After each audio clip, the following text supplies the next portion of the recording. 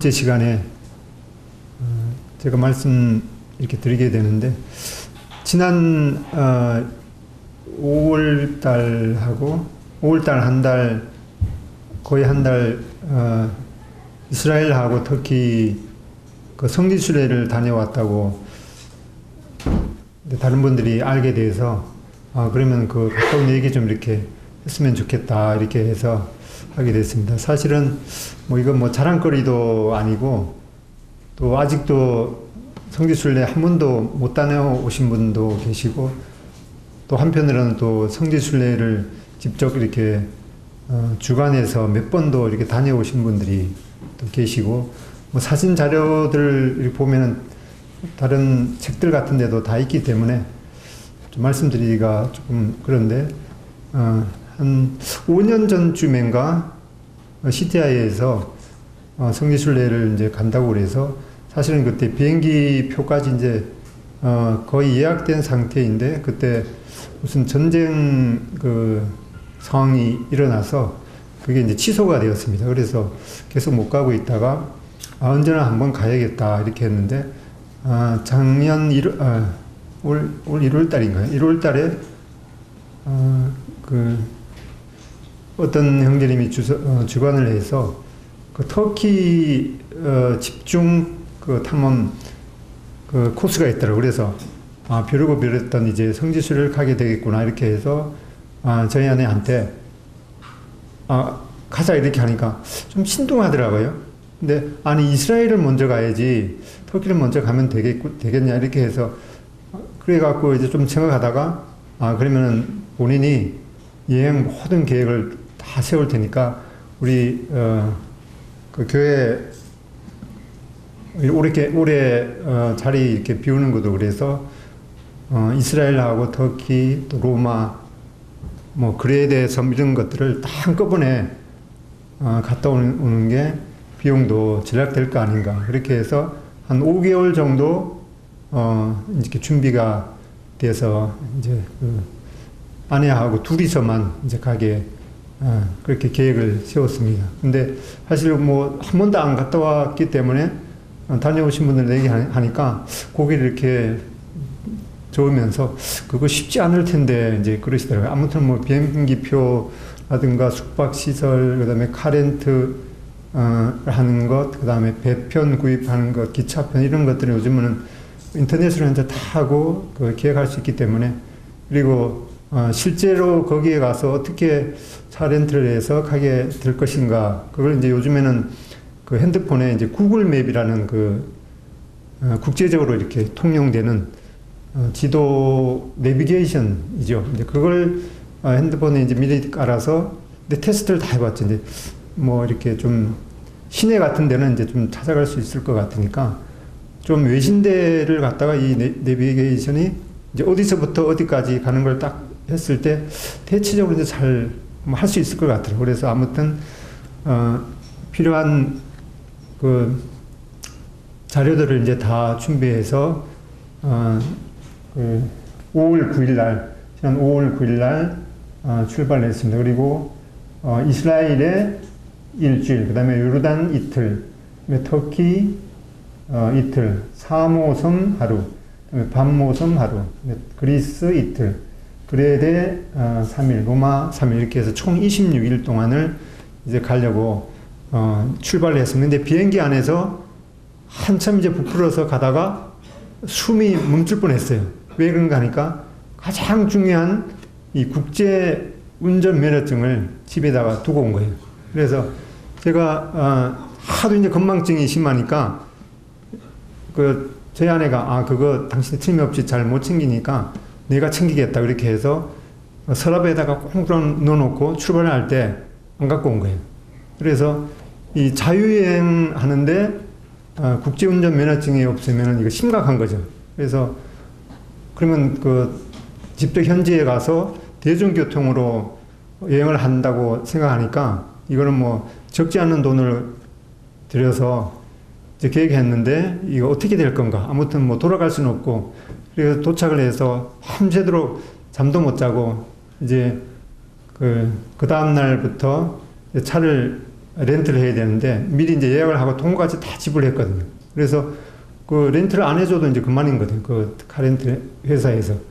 도착해서 그냥 그 포기하자니 그렇고 직접 그 카렌트한 회사에 찾아가서 사실 여차저차해서 지금 그 차를 렌트할 수 없는 그런 상황이 돼서 설명이나 하고 그냥 뭐 따로 이렇게 대중교통을 사용하는 걸 한번 해보자 하고 사실은 이제 그 마음이 무거운 그런 마음으로 이제 카렌트 회사에 가서 그냥 이제 설명을 하기도 전에 그 출력을 해갔거든요. 뭐 어디 언제부터 그 렌트하고 그러니까 그걸 이렇게 주니까 아무 얘기도 안 하고 그냥 열쇠를 주는 거예요. 이제 그렇게 해서 이제 여행이 시작이 됐는데 먼저 이제 이스라엘 그 지역을 보면은 이 색깔이 약간 안 나오네요. 1948년인가요? 그때 독립하고 난 후에 1967년 그 6.1 전쟁을 계기로 해서 여기 그 미색으로 나오는 그 시나이 반도, 그 다음에 웨스트뱅크라고 하는 요르단 그 원래는 요르단 땅이죠. 요르단 그 서안 지구하고 위에 골란 하이트, 골란 지역을 이 6.1 전쟁 동안에 이스라엘이 이제 점령을 했죠. 그리고 나서 1982년에 이 시나이 반도는 이제 반환하고 그리고 이제 웨스트뱅크라든가 골란 고원 여기는 여전히 점령을 하고 있는 그런 뭐가 이건 돕니다. 예. 그러면 되겠네. 예. 여기가 시나이 반도, 여기 웨스트뱅크 서안지구, 여기가 골란 지역이죠. 그래서 이렇게 된 이유는 이제 시나이 반도는 이제 1982년에 반환을 하게 되죠. 그래서 지금 여기 파란 그 지역이 실제적으로 그 팔레스타인 영이 되겠죠. 가자 지구라든가. 그런데 이스라엘이 이렇게 점령하고 난 다음에 곳곳에 그 이스라엘 정착촌을 이렇게 세웠기 때문에 베들레헴이라든가 그 다음에 헤브론, 여리고 이런 것은 실제로 팔레스타인 영이 되어 있어서 이제 차를 렌트를 해서 개인적으로 가기에는 이 금지가 다 되어 있더라고요. 그래서 여기 굳이 여기 베들레헴이라든가 여리고 헤브론은 아예 그 들어가기가 거의 힘든 것 같아요. 지금도 굳이 가려면은 뭐 이제 그 예루살렘 같은 데서 이 아랍 사람이 운전하는 뭐 택시라든가 이런 걸 돈을 약간 많이 줘야 되죠. 그런 걸 타고 갈 수는 있겠는데 아무튼 뭐 개인적으로 차를 렌트해서 운전하고 가야 되기 때문에 여기는 여리고라든가 베들레헴 이런 데는 가지를 못했습니다. 그리고 이제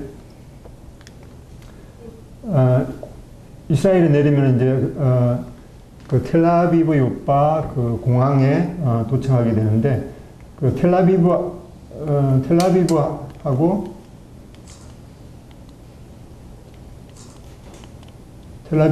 요파하고 이렇게 합쳐서 하나의 시가 되었습니다. 그러면 이스라엘 지역명에 이 텔이라는 이름이 많이 붙게 되는데 텔이란 말이 언덕이라는 그런 이름이거든요. 텔아비브 요파가 하나의 시가 되는데 거기에 요나서에 나오는 이 요나가 하나님의 그 명령을 어기고 이 다시스로 도망가려고 요파로 내려갔던 그런 내용이 나오고 그 다음에 이 성전을 건축하기 위해서 레바논에서 이 백향목을 이 요파 항구로 운전했던 그런 내용이 나오게 됩니다. 이 사진들 중에 그 몇 장은 이제 제가 찍은 사진이 아니고 좀 더 설명이 하기에 좋을 것 같아서 제가 찍지 않는 사진이 몇 장씩 좀 들어 있습니다. 여기에 사도행전 9장에 나오는 베드로가 요파에 여러 날 있어 시몬이라고 하는 이 무두장이의 집에서 머무니라. 시몬이라는 무두장이의 집이 아직도 이렇게 남아있는 것을 보게 됩니다. 그리고 이제 이스라엘을 주로 여행하게 될 때 이 예루살렘을 중심으로 해서 주변 지역을 먼저 이렇게 탐험을 하고 북부라든가 탐험을 하고 예루살렘은 제일 나중에 들어가는 그런 계획을 세웠습니다.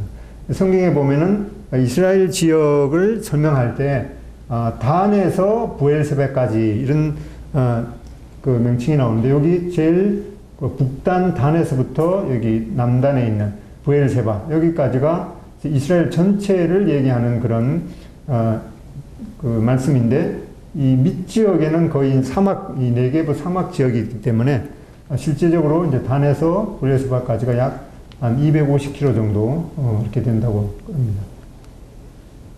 작동이 잘 안 되네요.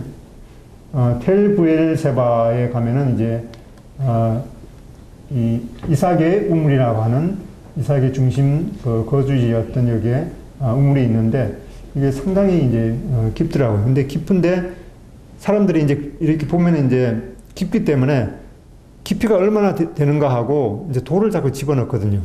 그러면 이제 1년에 하나씩만 뭐 하루에 하나씩 아니라 1년에 하나씩 집어넣더라도 지금까지 몇 개가 들어갔겠습니까? 수천 개가 이제 들어갔기 때문에 이 우물 깊이가 자꾸 이제 낮아진다고 그러더라고요. 어떤 우물 깊이면 뭐 한 70m 정도 되는 뭐 그런 우물도 있다고 그럽니다. 여기에 부엘세바에 있는 이제 돌재단을 이렇게 보게 됩니다. 그다음에 이제 엔게디에 가게 되는데 이 엔게디라는 말이 이제 엔이라는 말은 이제 그 샘이라는 말이고 게디는 염소라는 그런 뜻입니다. 그래서 이 사무엘상 24장 2절에 보면은 이 사울이 다윗을 찾으러 그 들염소 바위로 갔다라고 할 때 이 들염소 바위가 바로 엔게디를 말씀하고 있는 거죠. 그래서 이 엔게디 그 지역에 가면은 이제 이 들염소가 이렇게 보이는데 저는 찾지를 못했습니다. 어디로 숨었는지. 그리고 엔게디에 가면은 꼭 그 관찰해야 될 게 있는데 뭔가 하면은 사반이라는 사반.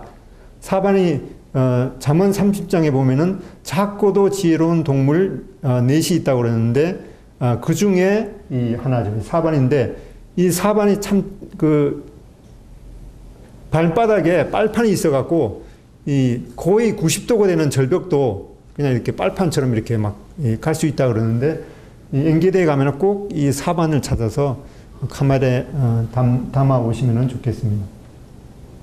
이 사반이란 말은 이제 그 파이너구리라고 영어로는 이제 하이렉스라고 부릅니다. 그 곳곳에 보면 이런 그 굴들이 있는데 다윗이 사울을 피해서 그 숨었던 이런 그 굴들이 여러 군데 있는 것을 보게 됩니다.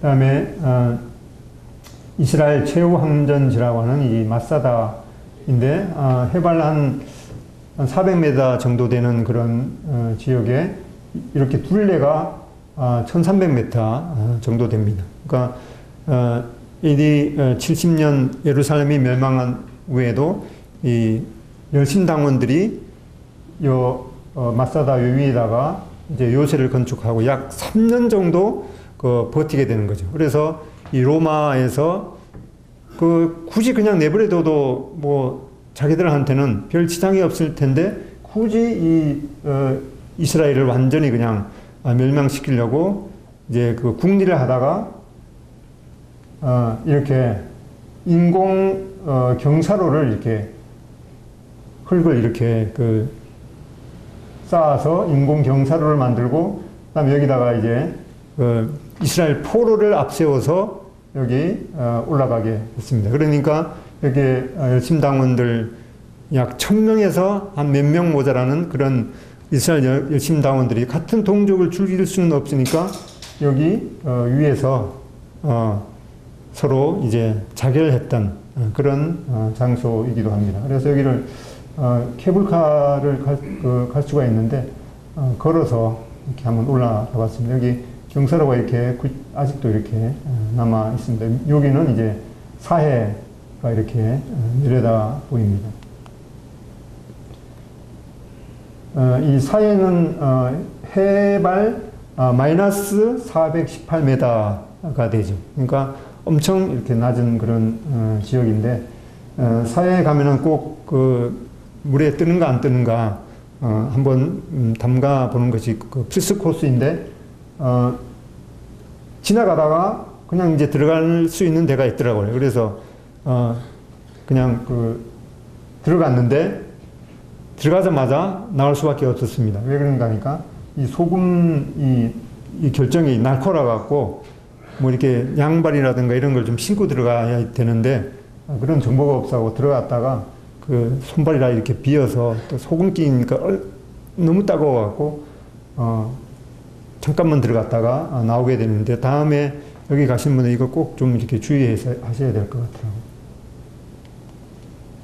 그 옆에 여기 사해 여기 가면 요 주변에 이제 쿰란이라고 하는데 성경 그 사해 사본이 발견된 그런 그 장소이기도 하고 여기에 쿰란 그 수도원 그래서 이 경건하게 살고자 하는 그런 그 무리들이 여기에서 성경을 그 필사를 하고 또 경건한 삶을 살았던 그런 흔적들을 보게 됩니다.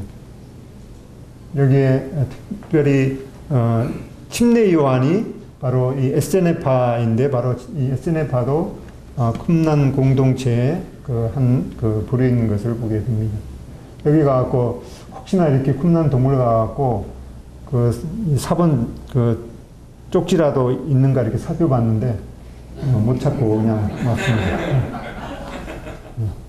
여기 요 위에 이제 올라가게 되면 이제 가이사랴라고 나오는데 가이사랴란 말이 가이사의 성이라는 그런 그 뜻인데 그 BC 10년에 완공이 하게 되었고 사도 바울도 이제 예루살렘으로 가기 전에 여기에서 한 1, 2년 정도 여기에서 이제 그 구리가 되었던 그런 그 장소이기도 합니다.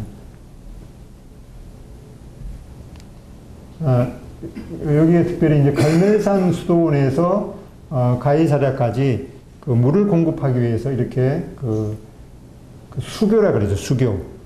그 물을 이렇게 여기에 그 끌어오게 되는 그런 수교를 보게 됩니다. 이런 흔적들이 보게 됩니다.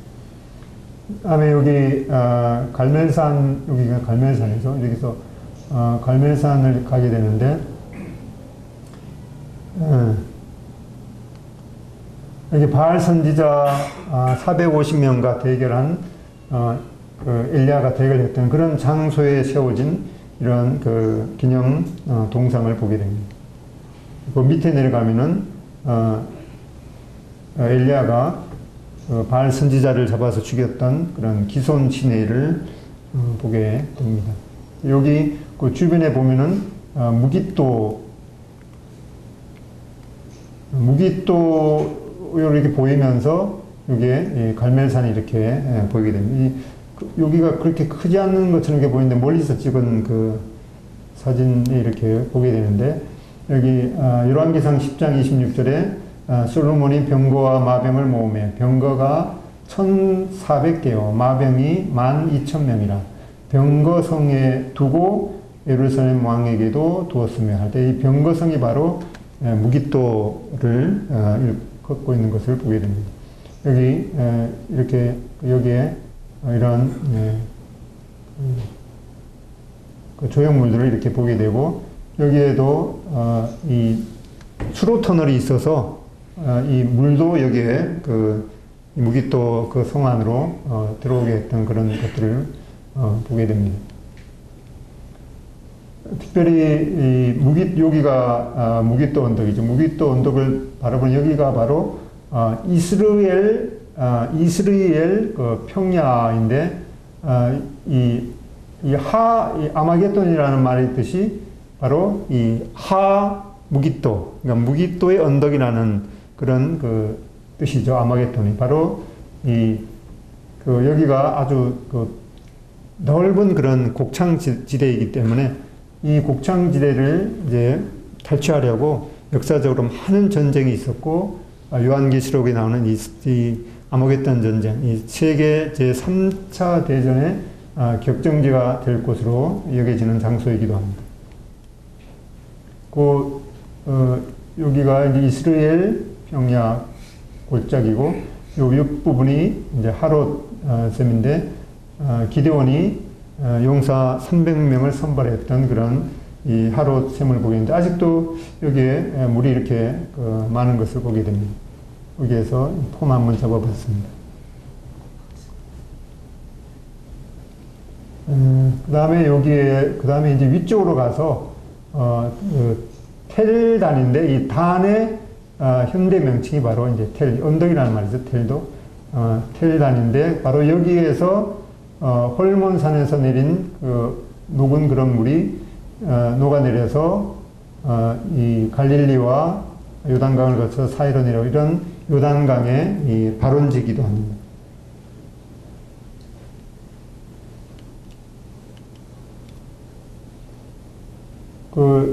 깊은 그런 계곡인데도 물이 아주 엄청나게 이렇게 흘러내리는 것을 보게 됩니다. 여기에 특별히 BC 931년경에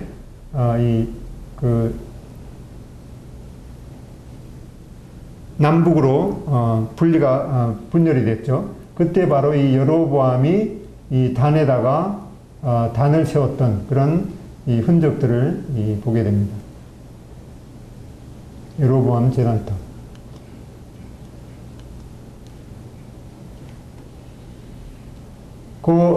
밑에 여기 홀몬산이고, 여기 이제 가이사랴 빌립보에서 주님께서 제자들에게 질문했던 그런 장소인데, 아까 살펴보았듯이 가이사랴라는 말이 가이사의 성이라는 그런 뜻인데, 이 가이사가 아주 좋은 그런 그 장소에다가 자기의 말하자면 이제 별장을 만들어 놓은 셈입니다. 여기에도 물들이 이렇게 많고 이 경치도 좋기 때문에 가이사가 여기다가 이제 별장을 만들어 놓은 것을 보게 됩니다. 그 흔적들을 보게 되면 여기가 이제 가이사의 그 궁전터죠. 주님께서 바로 이 가이사라 빌립보 지방에서 사람들이 나를 누구라 하느냐, 또 너희들은 나를 누구라고 하느냐 이랬을 때 바로 베드로가 주님께 대한 믿음을 고백했던 그런 장소이기도 합니다.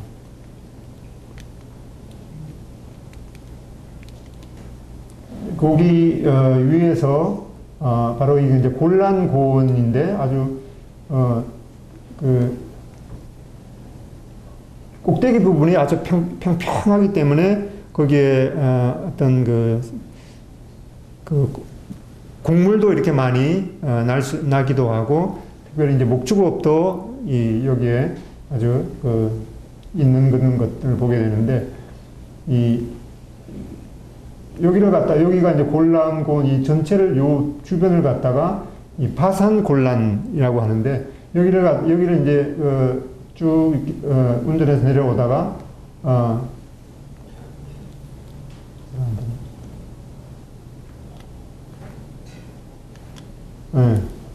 암소들이 이렇게 있더라고요. 성경에 나오는 이 바산의 그 암소들, 힘세고 자기 배만 이하는 그런 그 사람들이 걸어서 이 바산의 암소들아 이렇게 주님께서 말씀하셨는데, 아직도 거기가 보면 목축업들이 많이 있기 때문에 이런 특별히 보니까 이 암소들하고 여기 바산에 이런 소들이 있는 것을 오다가 봤습니다. 중간에 오다 보면 이제 헐몬산이 보이게 되는데, 헐몬산이 최고봉이 2814인데 최고봉은 시리아령에 속해 있어서 거기 실제로 이제 갈 수가 없는 그런 지역이죠. 그래서 오다가 보면은 이렇게 그 헐몬산이 이렇게 보이게 됩니다.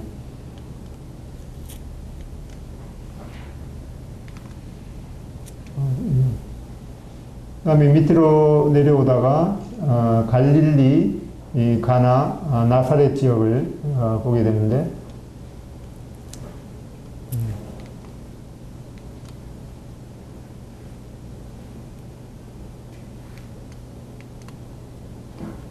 나사렛 지역, 옛날 나사렛 지역인데, 이 나다나엘이 빌립에게 이르되 나사렛에서 뭔 선한 것이 나겠느냐 이렇게 물었는데 그 옛날 그 사진을 보면은 이 나사렛 지형이 정말 이 보잘것없는 것 같은 그런 모습을 보게 됩니다.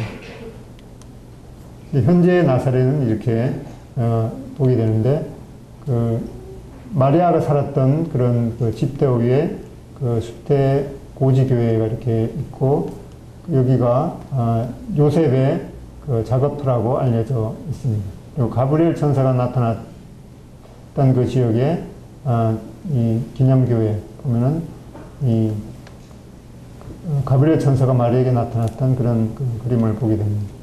여기가 이제 나사렛 그 회당인데 이 예수님 그 당시에는 이 나사렛에 약 한 30여 가구가 이렇게 살았을 것으로 추정이 되는데 실제로 여기에 주일날 여기 이 나사렛 회당에 갔는데 주일날에는 또 열지를 않더라고요. 그래서 바깥에만 이렇게 봤는데 이 사진은 이제 다른 사람이 찍은 그런 사진인데 실제로 예수님께서 계셨을 때 그 건물은 아니고 그 후에 그 장소는 여기가 맞는 것으로 여겨지는데 이 건물은 그 후에 세워졌는데 바로 여기에 주님께서 누가복음 4장에 나오는 것처럼 이 이사야의 글을 읽으시면서 이 말씀이 너희에게 응하였느니라 했던 그런 그 장소이기도 합니다. 특별히 그날 주일날에 그 나사렛에 있는 그 모임을 방문했는데 그 이스라엘에 한 모임이 한 6군데 있다고 이렇게 박근신 형님이 지난번에 말씀하신 것 같은데 나사렛에 보니까 여기는 이제 팔레스타인계 모임이더라고요. 인도하시는 분이 팔레스타인 계라고 이렇게 말씀하시더라고요.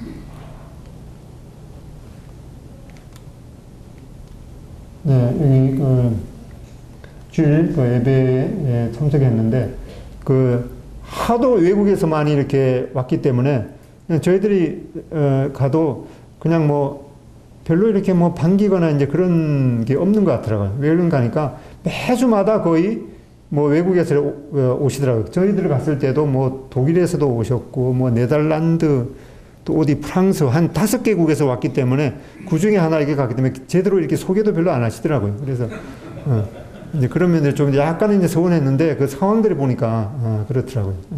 그리고 이제 주 언어가 이제 아랍어를 이제 사용하고 영어도 이제 가끔 하기도 하는데 그래서 그런 그 상황인데 조대 형제님하고도 가끔씩 이렇게 교류도 이렇게 하고 그러시더라고요.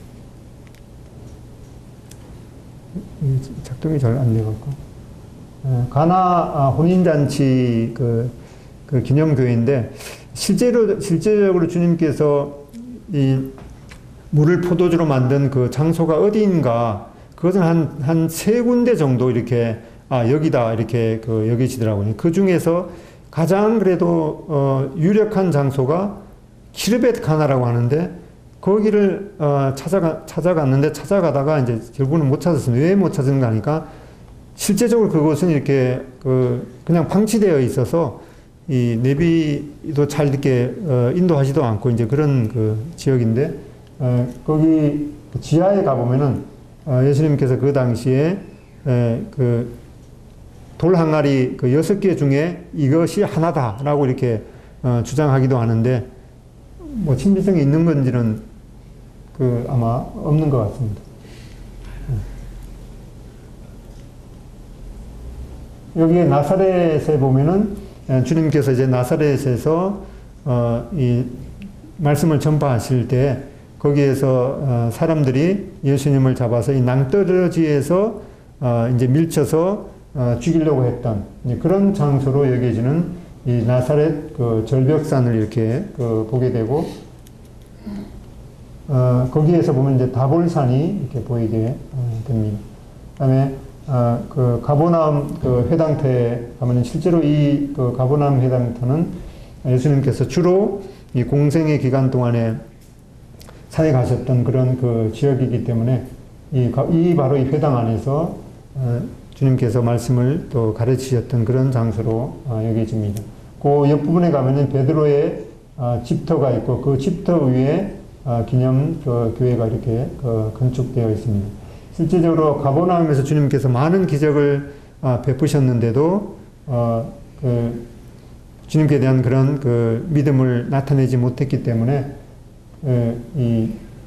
지금도 보면은 이 가버나움이 그 옛날 그런 모습 그 별로 이렇게 번성하지 못하고 이렇게 방치되어 있는 것이 바로 그런 이유 중에 하나가 아닌가 이렇게 생각이 들고, 그 벳세다에 대해서도 주님께서 이 벳세다에 대해서 저주하셨던 그런 그 내용이기 때문에 완전히 벳세다도 그 한때는 여기에 이렇게 마을이 있었는데 그것도 그냥 이렇게 방치된 그런 면들을 보게 됩니다. 그래서 벳세다도 실제적으로 보면은 몇 군데가 있는데 실제 그 성경에 나오는 벳세다가 어느 지역인가에 대해서도 여러 가지 견해들이 있는 것을 보게 됩니다. 그리고 예수님께서 이 오병이어의 기적을 베푸신 그 장소로 여겨지는 이 벳세다 들판이 여기인데, 이렇게 보면은 이제 그 5천 명, 실제적으로만 2만 명 정도 됐겠죠. 이런 많은 사람들이 여기에서 먹을 수 있는 그런 장소이겠구나 하는 생각이 들었습니다. 팔복을 가르치신 그 팔복교회인데, 여기 이렇게 8개의 창에 헬라어로 이 팔복을 이렇게 기록되어 있는 것을 보게 됩니다. 여기에 여기가 이제 예루살렘인데 여기 요 부분이 이제 팔레스타인 영역이 되겠죠. 그래서 베다니 같은 데도 개인적으로 이 팔레스타인 영역이기 때문에 개인적으로는 갈 수가 없더라고요. 그래서 벳바게가 거의 이제 그 경계선인 것 같아요. 벳바게까지 갈 수 있고, 베다니 같은 데는 뭐 아랍권 그 택시를 타고 가든가 그렇게 해야지 가게 되고, 근처에 이제 엔케림이라는 이 세례 요한의 탄생지고, 이 사가랴와 엘리사벳이 살았던 곳으로 여겨지는 그 엔케림을 보게 됩니다. 여기 벳바게고 이제 넘어가면은 이제 베다니 지역인데, 그 벳바게 그 기념교회 가면 이렇게 예수님께서 나귀 타고 입성하시는 그런 장면들을 보게 되고, 여기가 이제 침례 요한의 출생지 엔케림, 거기에 침례 요한 그 출생 장소로 여겨지는 그런 곳이 있고, 여기가 마리아가 실제로 사용했던 그런 우물로 여겨지는 그런 기념 장소가 있습니다. 이게 옛날 그 마리아의 우물 그런 그 장소인 것을 옛날 아주 오랜 그 사진을 보게 됩니다. 그 이스라엘 박물관에 가면은 그 예루살렘 그 모형 축소해서 이렇게 만들어져 있습니다. 이제 여기 성전산에 이 서쪽에 있는 그 통곡의 벽, 이 로마 군인들이 우리가 얼마나 견고한 성을 무너뜨렸는가, 그걸 이렇게 그 후세에 과시하기 위해서 이 서쪽 벽만 이렇게 조금 남겨 놓았다고 그래요. 보면 이제 돌 하나가 아주 그 당시에 어떻게 그 무거운 그 돌을 들어 올렸을까 하는 그런 그 의아심이 들 정도로 아주 그 기초석이 엄청나게 큰 그 돌들이 이렇게 서쪽 벽에 남아 있는 것을 보게 됩니다. 여기에 이제 그 성 입구에 들어가면 이제 베데스다 연못이라고 있는데, 지하에 아직도 이렇게 그 물이 이렇게 고여 있고 윗부분에는 이렇게 다 허물어진 것을 보게 됩니다. 그다음에 최후의 만찬 이 마가 그 다락방, 한 120명 정도가 모였을 것으로 이렇게 여겨지는 곳이고, 바로 그 위층인가 아래층인가 이 다윗의 이 묘로 그 건물이 같이 있는 것을 보게 됩니다. 겟세마네는 바로 이 기름 짜는 곳, 올리브 프레스라는 그런 의미이죠. 여기에 바로 이런 조그마한 바로 그 부조가 있는데, 이 그 부조를 보면 예수님께서 그 몸의 진액이 다 빠지실 정도로 기도했던 그런 모습을 보게 됩니다. 예수님께서 땀방울이 핏방울이 되도록 기도하셨던 그런 겟세마네 장소. 시간이 없어서 좀 빨리 이렇게 진행해야겠네요. 그래서 교회에서 사실 이 성지순례 갔다 오고 나서 이제 여행했던 그런 보고를 하는데 아내가 그러더라고요. 아니 그렇게 박진감 넘치고 그 스릴이 있었던 그 기간을 갖다가 어떻게 그렇게 재미없게 공부하는 식으로 그렇게 하냐 이렇게 얘기를 하더라고요. 그래서 제가 며칠 전에 어디 그 다른 분한테 들었는데 이 하나님의 말씀을 전하는 그 시간을 재미없게 하거나 아니면 지루하게 하는 것은 이 죄악일 수가 있다 그렇게 하더라고요. 왜 그런가 하니까 이 하나님의 말씀을 듣는 그 청중들이 하나님의 말씀에 대해서 참 지루하다 또 뭐 재미없다 이렇게 그 마음에 들게 하는 것은 그 말씀을 전하는 자의 막중한 책임이 있기 때문에 제가 그 후로 정말 이 말씀 시간에 특별히 그 죄를 범하지 않도록 해야겠구나 하는 그런 그 생각이 들었습니다. 여기는 이제 예수님께서 기도하신 자리로 여겨지는 거. 베드로 통곡교회 그 첨탑이 바로 이렇게 그 닭 모양으로 이렇게 되어 있습니다. 비아 돌로로사, 슬픔의 길. 예수님께서 십자가를 지시고 그 골고다 언덕까지 가는 그 길에 넘어지시고 또 특별한 어떤 그 일이 있었던 그런 그 장소에 기념 그런 조형물을 이렇게 만들어 놓았는데 14군데로 이렇게 만들어 놓았죠. 마지막에 이제 골고다 그 언덕 위에 이 성묘, 거룩한 무덤이라는 그런 그 교회를 보게 됩니다. 여기에 예수님께서 십자가에서 누이시고 향유를 그 발랐던 자리로 여겨지는 이 돌 판을 이렇게 보게 되고 이제 그 예수님의 무덤 자리로 여겨지는 이 그 장소를 보게 되는데 여기 들어가려면 한참 이렇게 줄 서서 기다려야 됐습니다. 그 다음에 이제 베드로 수익권 교회 부활하셔서 예수님께서 베드로에게 내가 이 사람들보다 나를 더 사랑하느냐 이렇게 우선순위에서 이 수익권 교회라 여겨지는데 바로 이 자리가 그 멘사 크리스티 예수님의 식탁 예수님께서 여기에서 바로 그 숯불을 피워서 제자들에게 대접했던 그런 장소로 여겨지는 것이고 그다음에 예수님 감람산에 예수님의 그 승천동 예수님께서 그 감람산에서 승천하실 때 밟았던 그런 그 판으로 여겨지는 그 곳입니다. 그 다음에 히스기야 터널 BC 700년경에 바로 이 기원 샘물을 성 안으로 끌어들이기 위해서 터널 533m를 이렇게 뚫었죠. 이 내용이 바로 역대하 32장, 조항하 20장에 이렇게 기록이 되어 있습니다. 여기 바로 끝부분이 바로 그 신람 연못으로 이어지게 됩니다. 다음에 이제 요르단으로 가야 되는데, 요르단으로 넘어가는 길이 세 군데가 있습니다. 이렇게 그 북쪽 지역하고, 그 다음에 중간하고 맨 그 남단 이렇게 세 군데가 있는데, 그 집에서 이렇게 가기 전에 조사할 때는 그 요르단으로 가자면은 그냥 그 국경에서 비자를 발급해 준다 이런 걸 이제 정보를 이제 알게 됐는데 그 요르단 들어가기 하루 전에 뭘 이렇게 줘야 하다 보니까 저희들이 이제 여기 중간 지역 이게 알렘비 검문처죠. 여기 넘어가고 이제 암만 가서 일단 그 조대영 전임하고 이렇게 만날 그런 그 계획으로 그다음 뭐 일정을 쭉 잡았는데 보니까 알렘비로 넘어가려면은 한국에서 비자를 발급해 와야 된다. 그것이 있더라고요. 그러면 이제 심각한 이제 일이 벌어졌습니다. 그 다음에는 그러면 이제 예루살렘에 저희들이 머물고 있다가 저 위쪽으로 올라가갖고 밑으로 다시 내려와야 되는데 그러면 그 다음 일정이 이제 밀리면은 또 그 심각한 일이 발생되기 때문에 또 밤새도록 그 어떻게 그 하면 좋을까 이렇게 연구하다가 일단은 이제 이 위쪽으로 가면은 그 현지에서 그 비자를 발급해 준다 이제 그 정보를 이제 알게 됐어요. 그래서 일단은 뭐 몇 시간 이렇게 가서 여기서 넘어가는데 밤새도록 긴장을 한 탓인지 아침에 이제 버스를 타려고 보니까 이제 배탈이 나갖고 화장실 갔다 온 사이에 하루에 한 2번 있는 그 버스가 가버렸어요. 그래서 이제 또 시간이 또 밀렸죠. 그래서 이제 그 여기 버스 정류장에서 기다리고 있는데 어떤 여자분이 이 어깨에다가 태극마크를 딱 달았어요.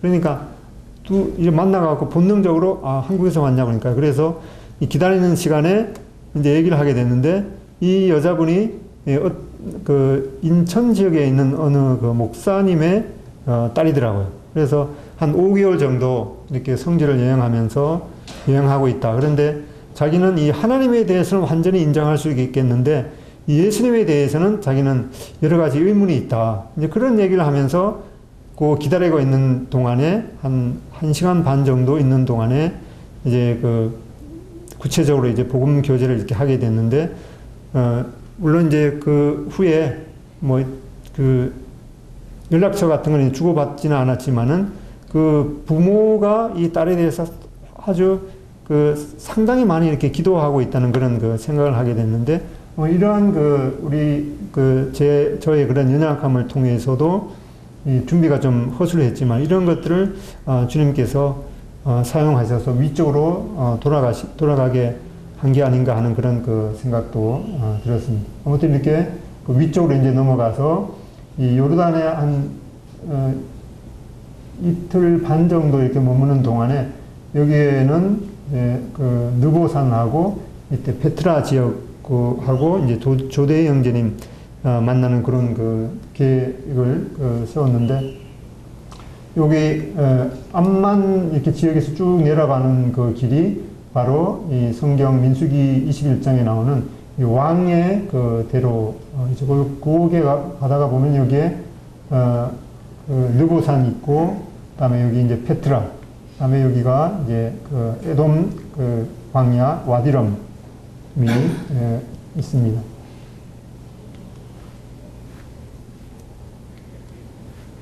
여기가 이제 왕의 대로 모세가 죽음을 맞이한 이 느보산 모세의 기념비가 있습니다. 이 구약 성경의 배경을 보면 여기가 이 아람 그 왕국이죠. 그 다음에 여기가 암몬 왕국, 여기가 이 모압 왕국, 그 다음에 여기가 이 에돔 그 왕국이죠. 에돔 왕국 그 안에 이제 페트라가 있는데 이 느보산 꼭대기에서 이 사해를 건너서 여기 가나안 지경을 보게 됩니다. 뒷부분이 바로 이제 모압 평지인데 모압 평지가 바로 모세가 출애굽 2세대들에게 신명기의 말씀을 선포한 그런 그 지역이 됩니다. 가다가 또 이 욕심이 과해서 비포장 도로를 한번 가면서 탐험을 좀 하다가 차가 이 처박혀 갖고 꼼짝달싹 못하게 되었습니다. 이 사진을 보면 그렇게 위험한 것 같지 않은데 그래서 이제 저녁 때가 되어서 이제 오득오득해지는데 이거 뭐 어디다가 연락할지도 모르는 그런 상황인데 이제 바로 한 5분도 지나지 않아서 이 요르단 사람이 지나가다가 그 마침 여기에 보면 이제 그 쇠줄도 있더라고요. 자기들이 쇠줄도 연결해 갖고 끌어내 주었습니다. 그래서 하도 감사해서 뭐 사실 우리나라 돈으로 10만 원 이상 이렇게 줘도 달라고 그래도 뭐 꼼짝없이 이렇게 줘야 되는데 이 하도 이제 감사해서 그 사례를 읽고 하니까 아이고 괜찮다고 그러면서 그래서 이 애들이 있었는데 애들한테 이렇게 용돈을 좀 주려고 했는데 그것도 그냥 그 하지 말라고 이렇게 그러더라고요. 그래서 이 전에 어떤 그 형제님한테 요르단 사람들이 참 순진하고 이 마음씨가 좋다라는 그런 얘기를 듣는데 과연 이 사람들이 나타난 것이 저에게는 아주 천사와 같은 그런 경험이었습니다. 여기 이제 페트라 계곡을 보는데 이 페트라는 아까 보았듯이 바로 이 에서의 별명인 이 에돔 족속이 거했던 그런 그 지역이죠.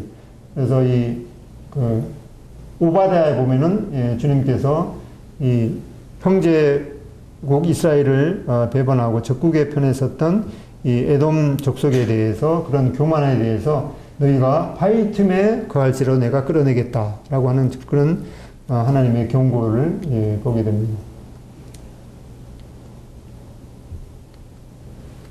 특동을 잘 안 되죠.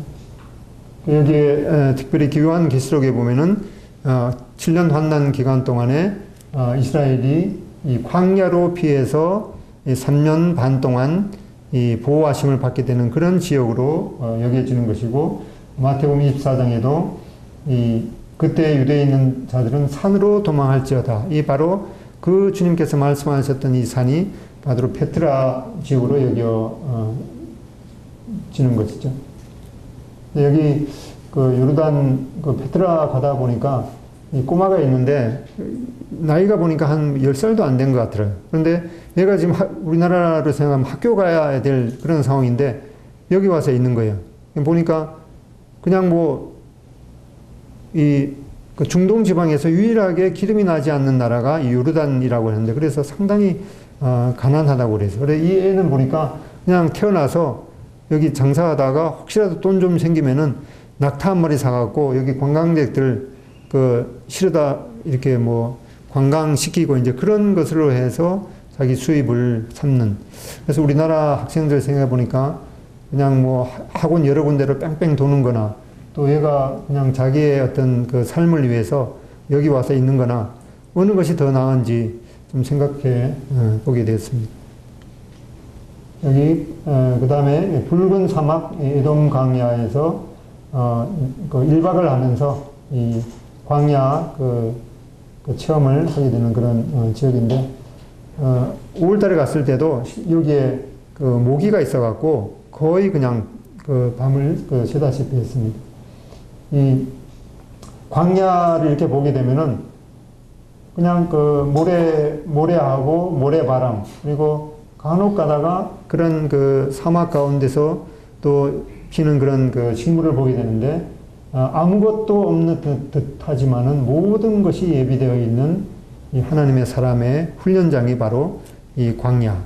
모세도 바로 이러한 그 광야에서 40년 동안이나 하나님의 사람으로 시험을 받기 위해서 단련을 받았던 그런 장소를 보게 됩니다.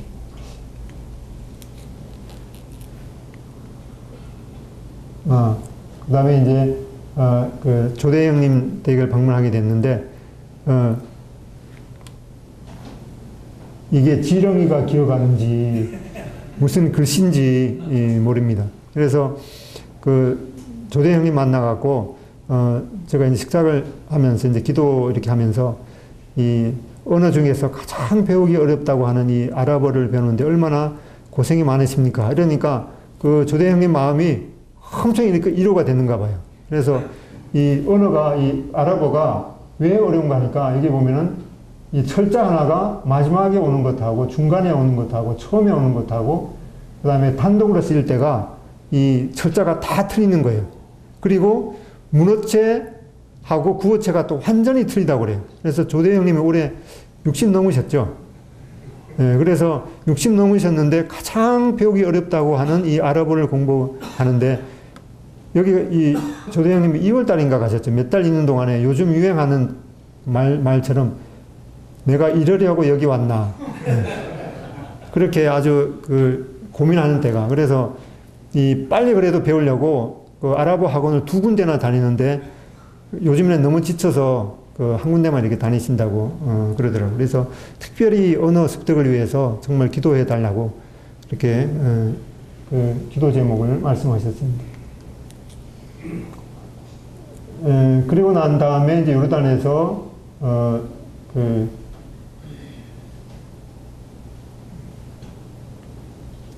이 터키 지역은 이제 소모나하고 에베소만 들렸다가 그다음에 이 밤모섬으로 가려는 이제 그런 그 계획을 세웠습니다.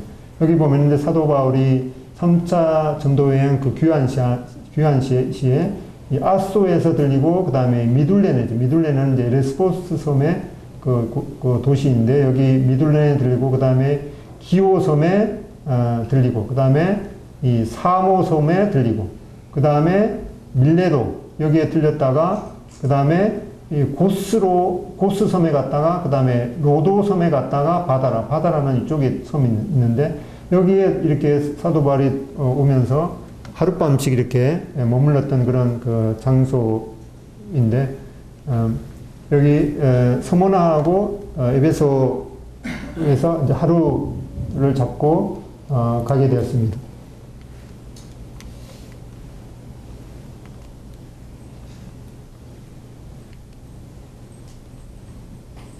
요한계시록에 나오는 7개, 에베소, 서머나, 버가모, 두아디아, 사데, 빌라델비아, 라오디게아, 이렇게 여기 작은 이런 그 섬을 보게 되죠.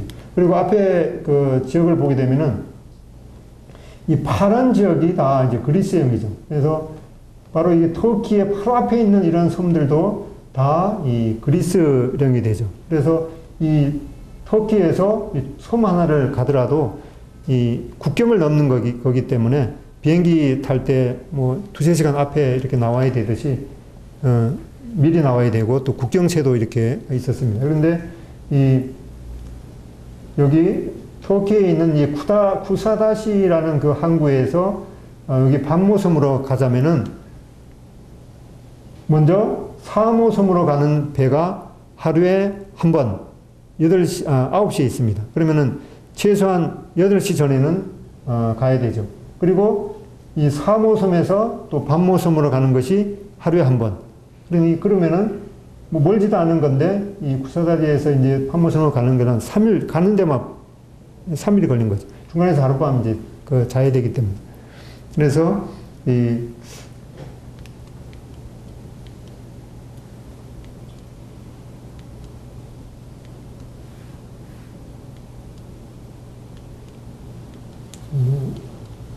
여기가 서머나 지역, 현재명은 이제 이즈미르라고 하는 데죠.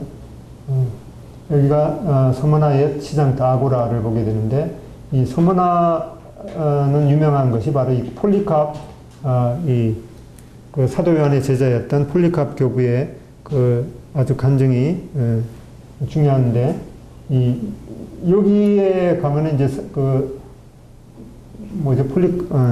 서머나 기념 그 교회에 가게 되면은 그 천장에 이 폴리캅 교부의 그 일생이 담기는 그런 그 벽화가 있는데 이걸 이제 꼭 보고 싶었는데 여기 보니까 하루에 3시부터 5시까지 2시간만 이제 오픈을 하는 거예요.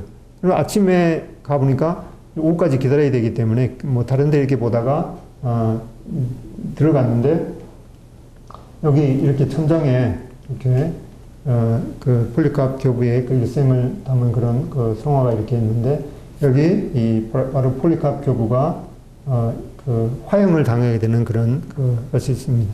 이 역사에 보면은 이 폴리캅이 86세가 되었을 때 이제 그 로마에서는 이 가이사만이 나의 주님이시다라는 그런 그 고백을 강요했는데 폴리캅은 가이사만이 나의 주님이시다. 그걸 결코 고백할 수 없는 것이죠. 그래서 이제 로마에서 이 폴리캅한테 가고 만약 가이사만이 주님이시다. 그걸 고백하지 않으면은 이제 그 화형을 시키겠다. 그렇게 이제 잡아오도록 했습니다. 그러니까 폴리캅 교부가 자기를 잡아온 그 로마 그 관리들을 방 안으로 다 이렇게 해서 아주 식사도 대접하면서 나에게 지금 1시간만 그 기도할 수 있는 그 시간을 달라. 이렇게 해서 그 잡으러 왔던 그 사람이 있는 동안에 옆에서 아주 열정적으로 이렇게 그 기도하고 그러니까 그 잡으러 왔다는 사람이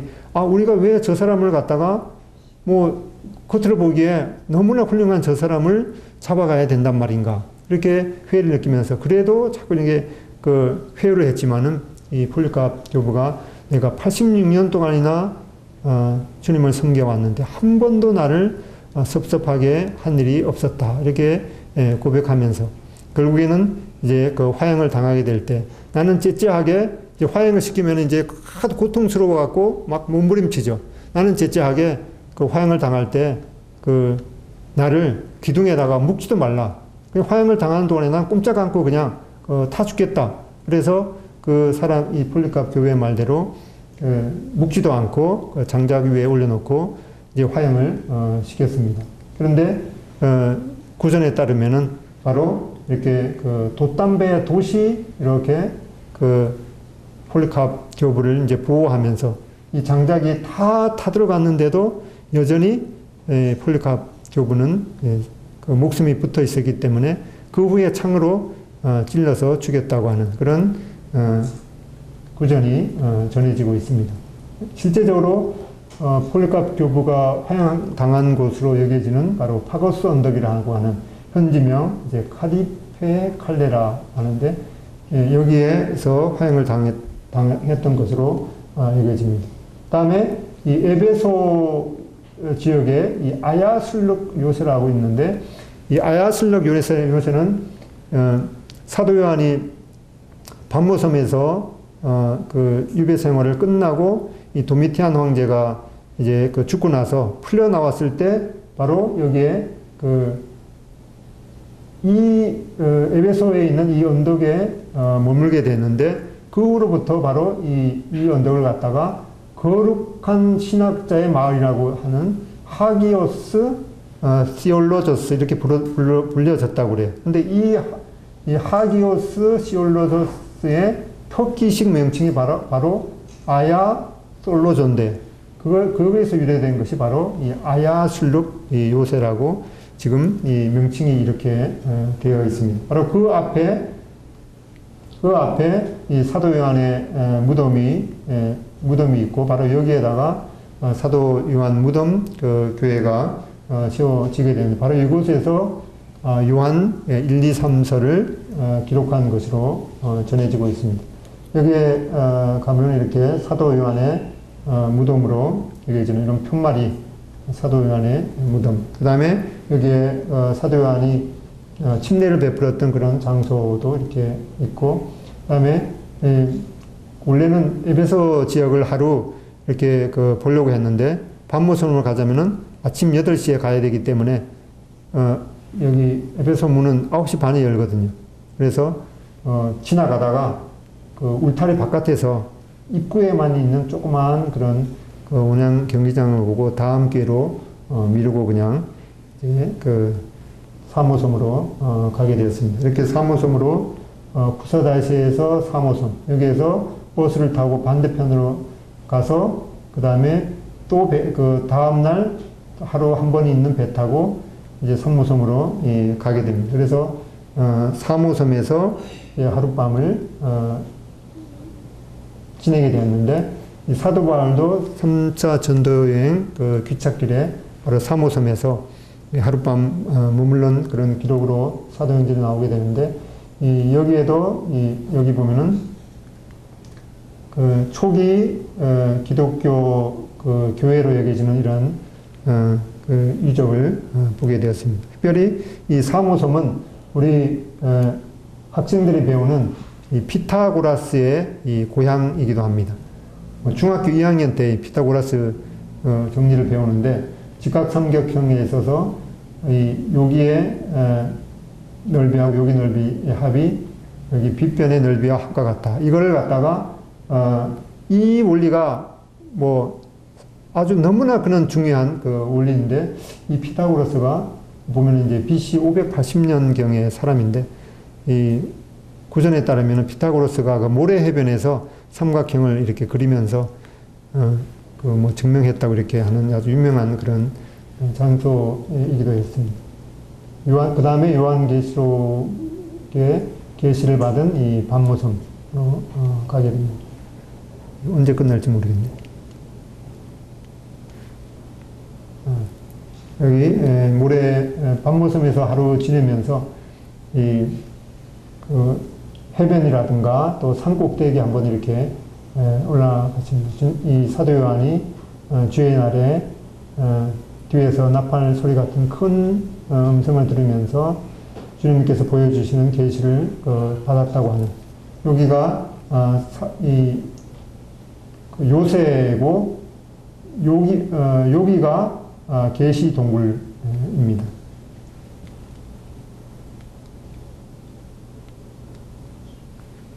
작동해서가 안 돼요. 사도 요한 기념 수도원. 여기에 특별히 아주 귀중한 그런 그 유물이 있는데 마가복음 그 필사본이 있는데 양피지에다가 첫 글자는 그러니까 매 장의 첫 글자는 순금으로 기록하고 그다음에 내용은 이 은으로 순은으로 이렇게 기록한 이 마가복음 필사본이 있습니다.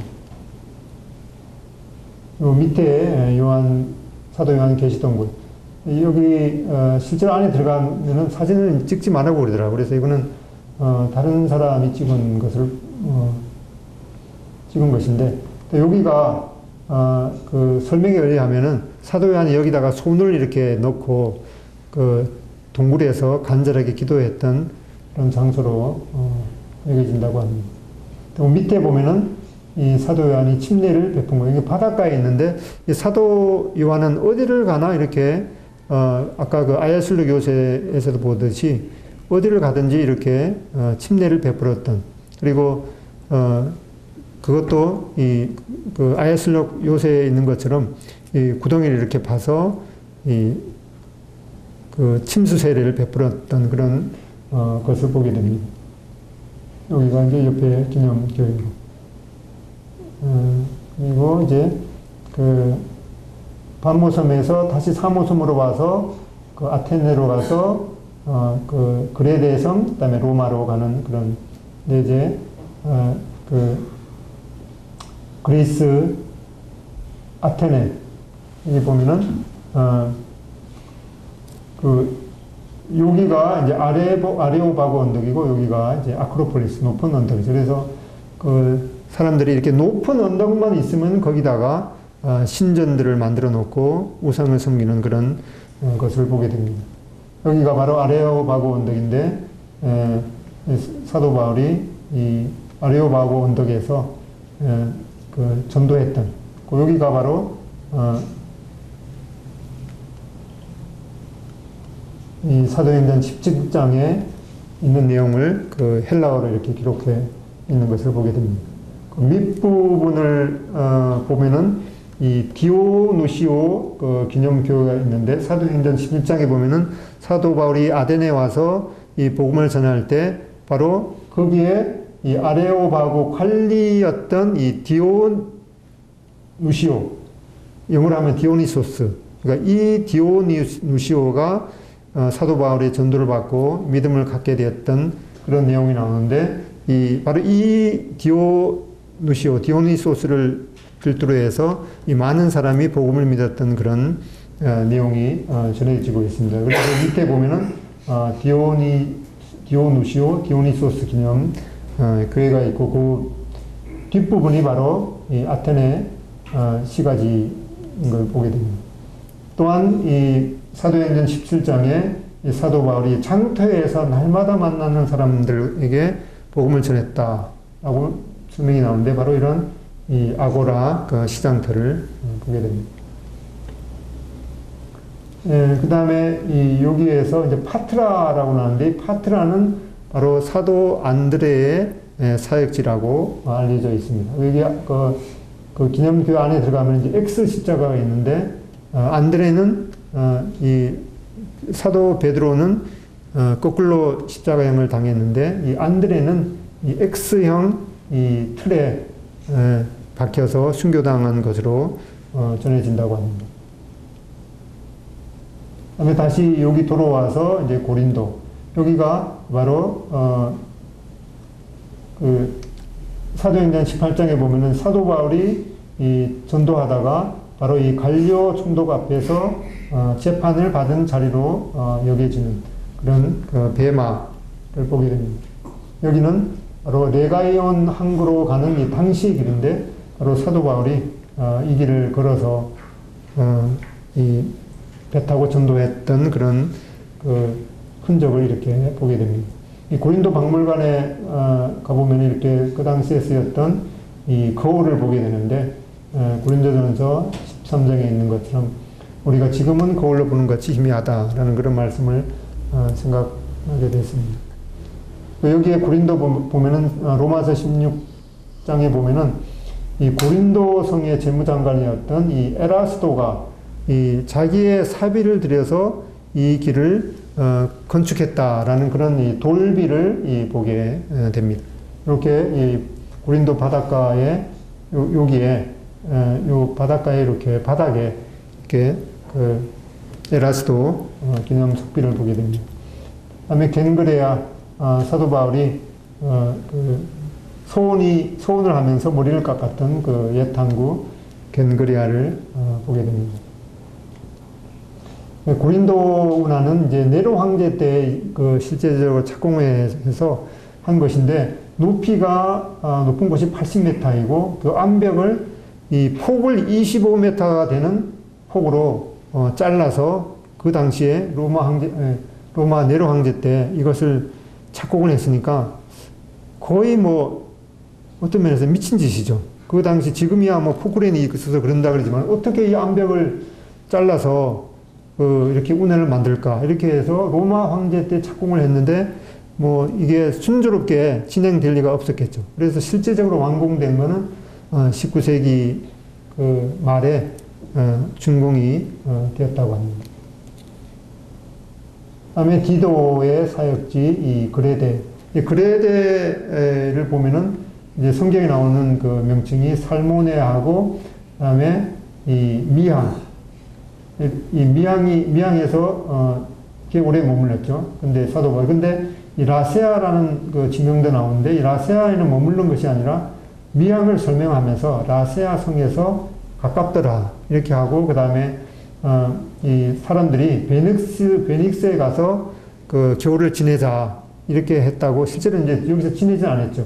그래서 이 명칭들이 이렇게 나오고 그 다음에 이제 가우다섬 앞을 그 모래톱을 지났다라고 하는 이런 사도행전의 기록을 보게 되는데 여기에 과연 그 그레데 섬에 가면은 이 디도의 흔적들이 아주 많이 있는 것을 보게 되는데 이 그 디도의 그 무덤이 원래는 이 그 수도가 고르티스였을 때 거기 있었는데 지금 이제 헤라클리온이 수도로 옮겨질 때 유골도 함께 옮겨졌다고 합니다. 이렇게 특별히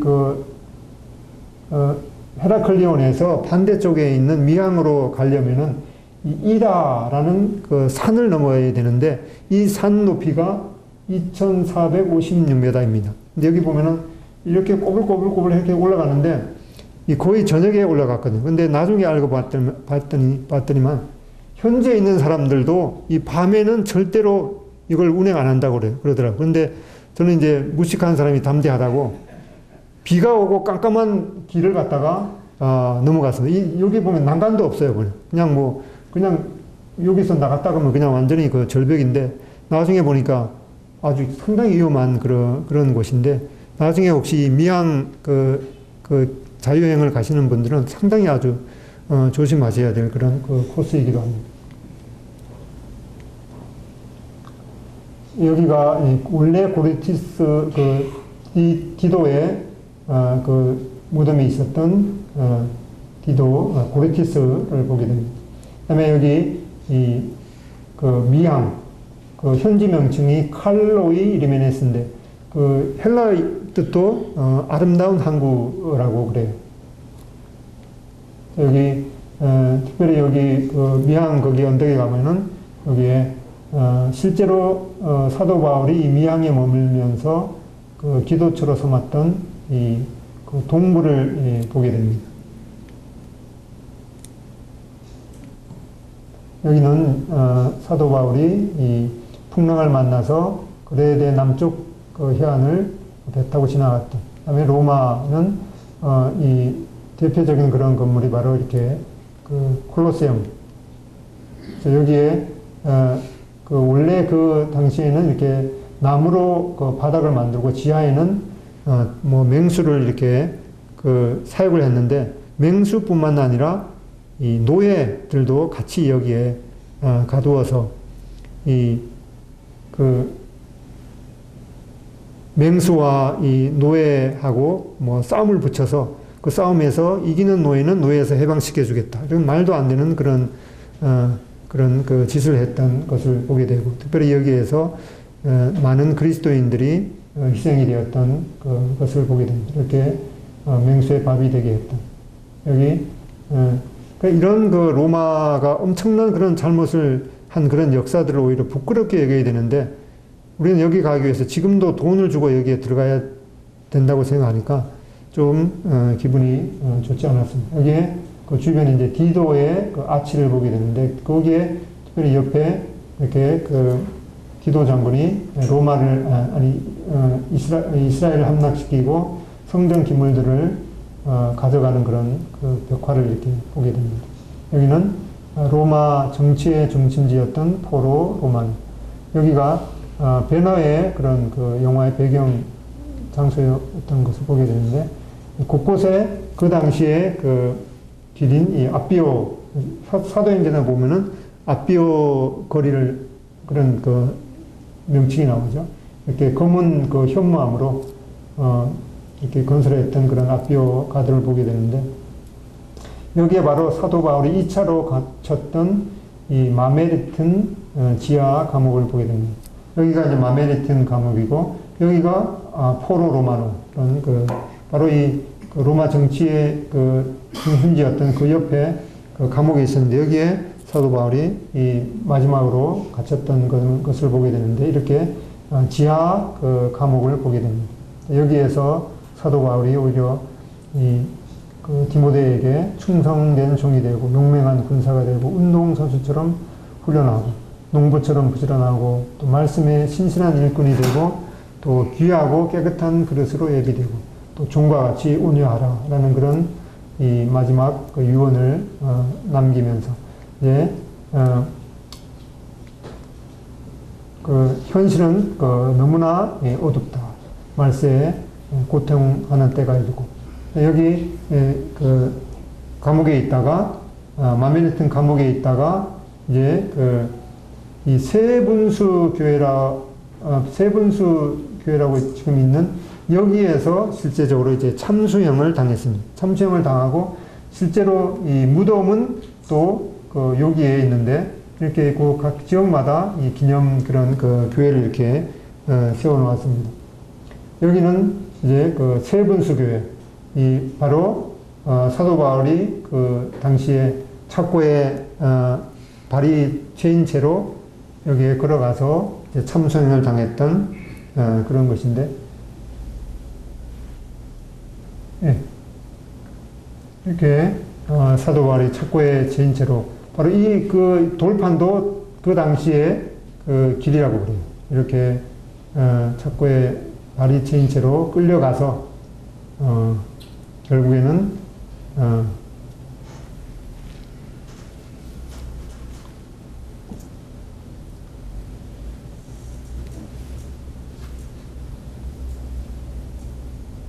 지금은 여기 이제 아스팔트가 조금 되어 있죠.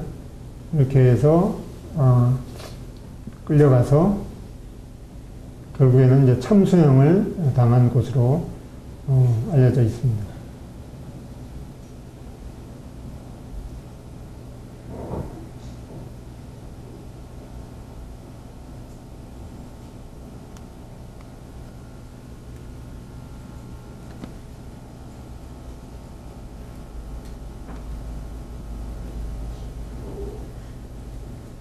사도 바울의 마지막 고백과 같이 내가 전제와 같이 내가 벌써 부어지고 나의 떠날 기약이 가까웠도다. 이렇게 하면서 여기에 이제 이렇게 돌기둥에서 목이 이렇게 놓여 있는 채로 이 참수형을 당해서 여기에 그 당시에 목을 쳤던 단두대 돌기둥이죠. 그래서 이렇게 돌을 치니까 이 사도 바울의 목이 떨어져서 3번 튀었다고 하는데, 많이 남았으면 점심 먹고 하자. 예? 1시 반에 들어가. 예. 그래야겠네. 점심 먹고 하자. 예, 그래야겠네. 예. 시간 갔는지도 몰랐네. 예. 1시 반에 들어간다. 예. 예, 그런 게 좋을 것 같아요. 예, 여기까지만. 예. 얼마나 남았는지 모르겠는데.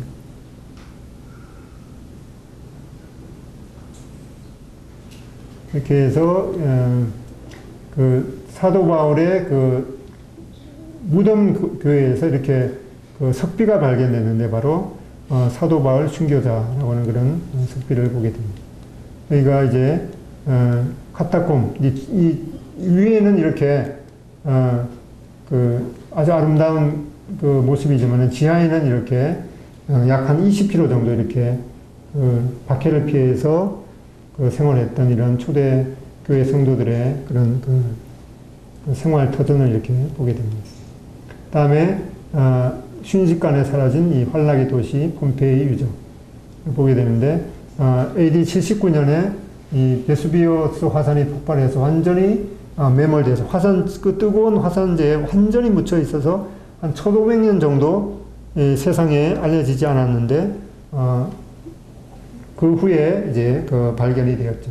그래서 거기 가보면은 이렇게 옛날 그 어느 날 갑자기 화산재가 덮여서 묻혔기 때문에 고스란히 그것이 남아있죠. 그런데 그 당시에 발견될 그 당시에는 이 프랑스가 여기를 점령하고 있었기 때문에 웬만한 유적들은 프랑스에서 다 뭐 이제 가져가 버린 거죠. 그래서 지금 이런 유적들이 남아있는데 사칠스러운 이런 목욕탕이라든가 여기는 이제 실제적으로 이 사람의 그 화석이 아니라 이 그 공간이 비어서 여기에 뭐가 있는가 하고 석고를 이렇게 부어보니까 이런 그 모양이 이렇게 나온 거죠. 그래서 바로 이러한 이 폼페이 그 시가 얼마나 아주 그 환락의 도시였는가. 그 프랑스에서 이러한 유적들을 다 가져간 거죠. 그냥 가져갔는데, 도저히, 참 눈으로 볼 수 없는 아주 뭐 집단 그 섹스 행위라든가 이러한 그 그림들이 있기 때문에 그런 유적지들을 차마 이 자녀들과 같이 볼 수 없는 이러한 그 그림들이 많다고. 지금도 이렇게 다 치웠는데도 가끔씩 이렇게 가보니까 벽화에 참 그런 그 외설스러운 그런 그 그림들이 남아있는 것을 보게 되는데, 실제 이렇게 그 화산이 폭발한 그날이 바로 이 우상에게 그 축제를 행하는 그날에 바로 그러한 일이 벌어진 것을 보게 되는데, 이것은 분명히 이 하나님의 그 심판이었지 않았나 그런 그 생각이 들고, 이 북한의 김정은이 수시로 지금 이제 5번이나 핵실험을 하고 그 백두산 가까이서 그랬는데, 그러다가 백두산이 터지면 어떠한 일이 벌어질까 하는 그런 그 생각을 하게 되었고, 또 이렇게 마지막 때 하나님께서 이 세상을 불로 이렇게 심판하시는 그런 그림자를 미리 이렇게 보여주신 것이 아닌가 하고 하는 그런 그 생각이 들었습니다.